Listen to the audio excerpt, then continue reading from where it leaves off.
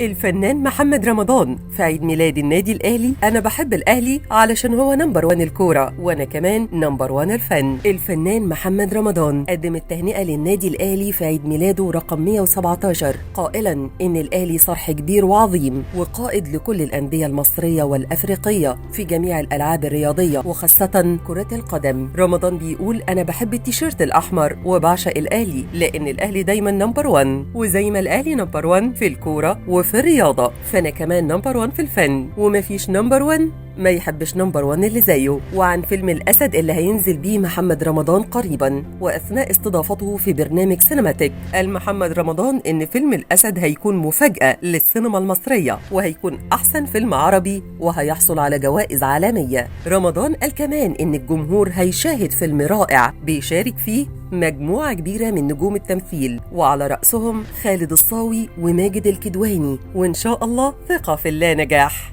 ما تنسوش تشتركوا في قناة مصر اليوم على يوتيوب وتفعلوا زر الجرس علشان يوصل لكم كل الأخبار أول بأول.